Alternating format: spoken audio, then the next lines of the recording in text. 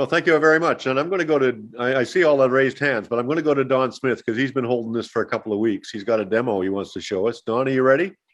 Yeah, I'm fine, John. Okay, I'm going to spotlight you for everybody. Go for it. Good afternoon, everyone. From England. Show us what you're making first and then take it through it.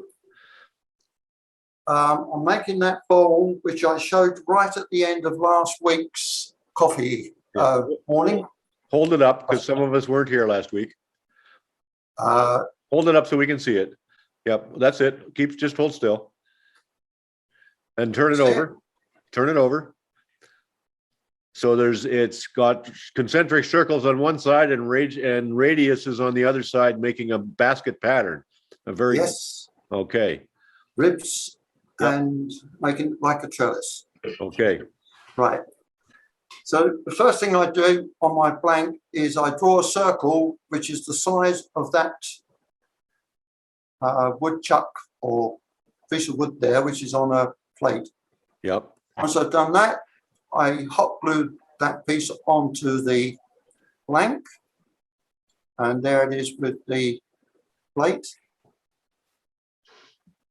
It's mounted on the lathe, and I don't true up the edge. I just start turning straight away because to turn the edge, you're wasting time.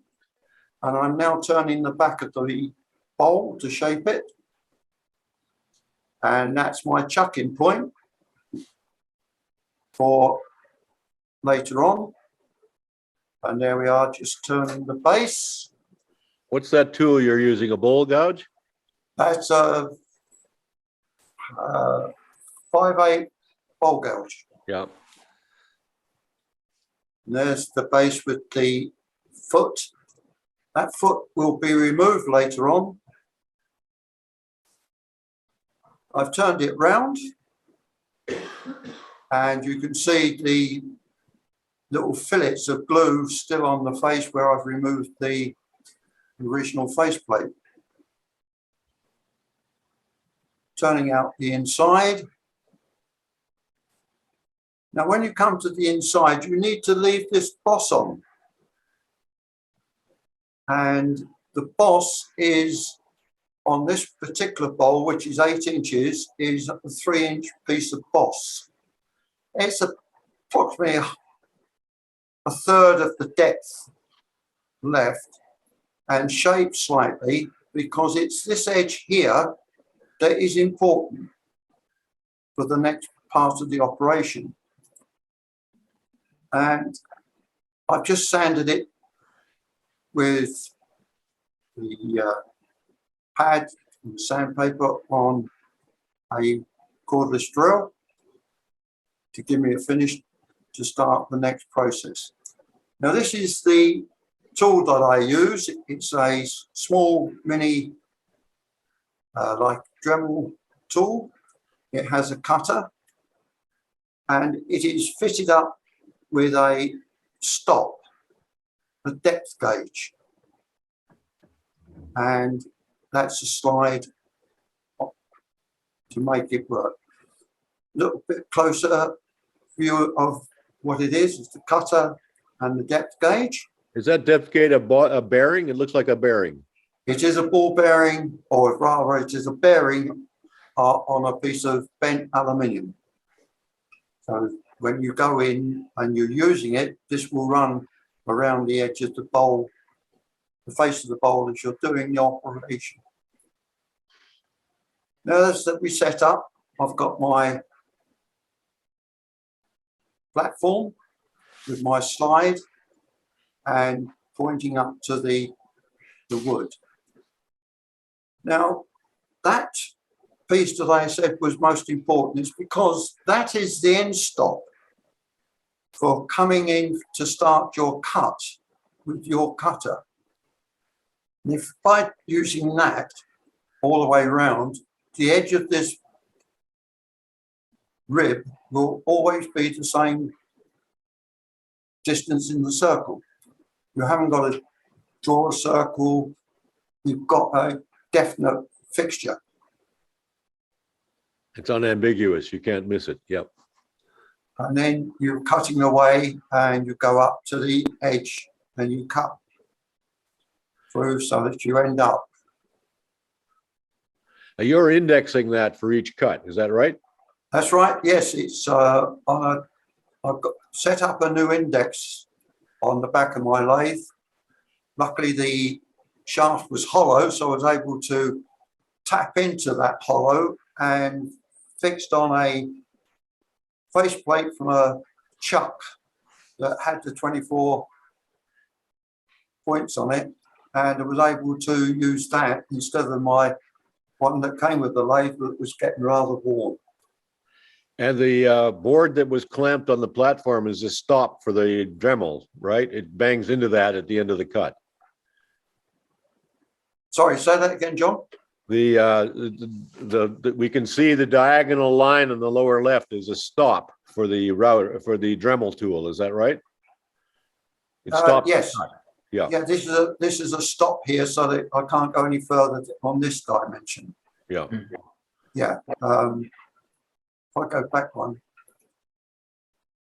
there's the stop. Yes. Clamped on so that the sledge stops up against that absolutely flush. Therefore, you know you've gone into the same depth all the way around the perimeter of the bowl. Got it. And there's the 24 ribs cut into it.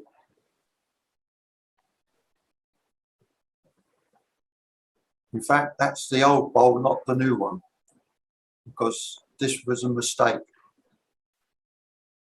But then it's reversed on that chucking point that you put here. You put your chucking point on this middle boss so that you can now turn it round. Went the wrong way. When you turn it round, I use a small parting tool and I just kiss the positions of where I want to go. And I use a parting tool, a 1/8 parting tool, and I use it on both sides so that you're cutting clearance as you go through. And the light you see here is a sewing machine light with a magnetic base, and that is fixed to the head of stock, lit up, and then I slowly go through with the parting tool until the light is showing. I stop the lathe and check to make certain I'm parallel. If I'm not, I just adjust the angle of the parting tool till all the little ribs are now clear. And I do that through the bowl. You'll notice I have a little piece of plywood here with a center spot. That's for picking up and making certain your center without damaging the base. And there she is. This is the one that I was doing and was damaged. And the one that I've just shown you, this one is perfect. And the reason for that is, and that's why I changed the end of my indexing point, because it came undone as I was turning this piece and messed it up for me. So even now I make mistakes, but there it is. I've seem to have missed a photograph somewhere. No, right. What I've done is, oh, this is it. I've mounted it, I've taken it off the lathe, I've reversed it again so that I can come back to the center, and I've removed the whole of the center boss from the bowl. I've resanded it by hand very gently on a very low speed, and then I have polished it, which I'll show you in a moment how I did that. I then turned it round and I put it onto my button jaws, and I've removed the whole of this shucking point here. I heard somebody trying to ask a question. Is there a question out there? It's sycamore, the wood? No, it's lacewood. Okay. London pine, lacewood. Is London plane and lacewood the same wood? Yes. And there's the base being removed. And then that's the two bowls. Now, the way I polish them is the same on both faces, except on the back, I use a toothbrush to get into the slots whilst it's revolving. With the inside of the bowl, of course, I use the toothbrush, but static, so they can run down between the ribs. And then I just polish with Renaissance wax over the top of the wood. I don't use any sander sealer because I found that if you do and it gets into the rib and it runs slightly, you could end up with a module of sander sealer in there. The only other way would be to use a cellulose spray. And that's the bowl. Fantastic. Any questions on that? It's very simple, very quick, but it is that product that comes up like that. Wait a second. I'm going to end your share so we can see that. Hold on a second. I'm going to Yeah, stop the that's share. fine. Okay, now hold the bowl up again so we can get a good look at it. That's amazing. Any questions for Don? Very nice, Michael. Very Thank you. I would say we ought to give Don and Michael Gibson a round of applause here. Nice job, everybody. Really good. Very, Thank very, you. Thank very you. excellent Very job. nice. I'll do something else again in a few weeks' time for you. That'll be great. That was a lovely one. I would like to see the your setup. The jig that you've created is very interesting also at some point. How you create, how you make that jig, what it looks like. Which jig's that? You mean the platform that the router? The platform, yeah. It's Oh, just the a platform. Yeah. Oh, that's quite simple to tell you. It's a piece of laminated piece of wood, about 10 inches square. I turned a pillar that fits my banjo, and on the other side of it, when I've got it in the banjo, there's another piece of wood which I turned, which is fitted into the base, so that whenever I put it onto the lathe, I cut it so that when I put it in and the second piece hits the back of the banjo, that's the height. And every time I put it in, it comes out to the same height, to the center of the piece of the bowl that you're turning. Yeah. So The every cutter time has you to be at center height for this to work. Yeah.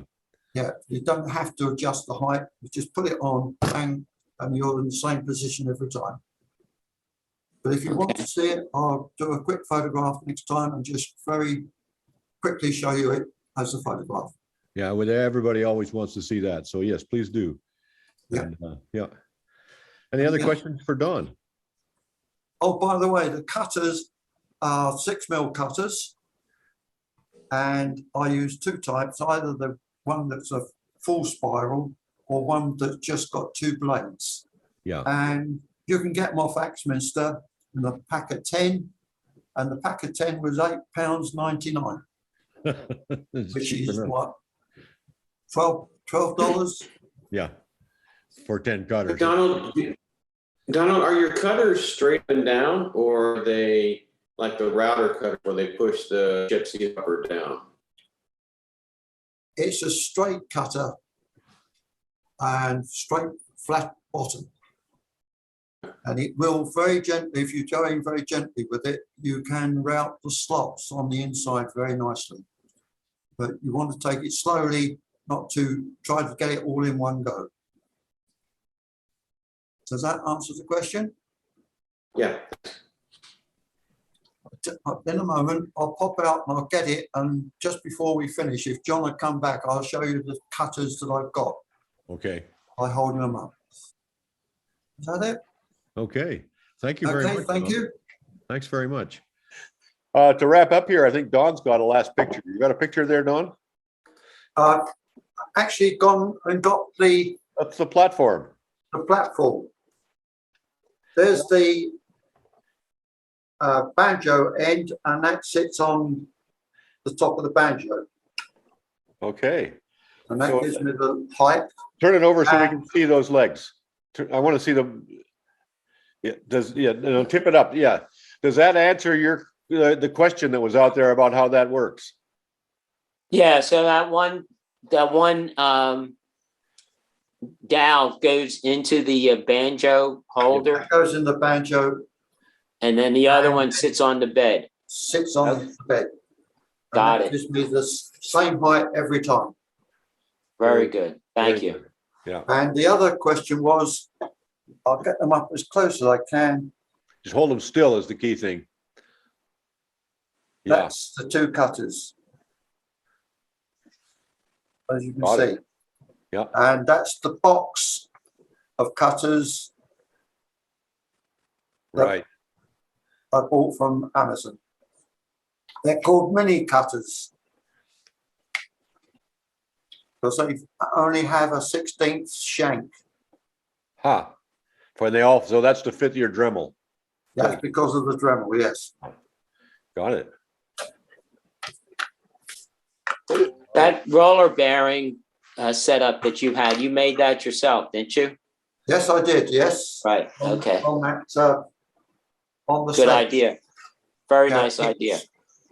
When it goes into a slot into the base of the sledge, and it's screwed down with another piece of aluminium. Once I've got it in position, I lock it down and I've got the depth without having to move the Dremel. I just move the depth gauge. Well, thank you, Don. That wraps that up pretty nicely. Wood shop. Thank God for wood.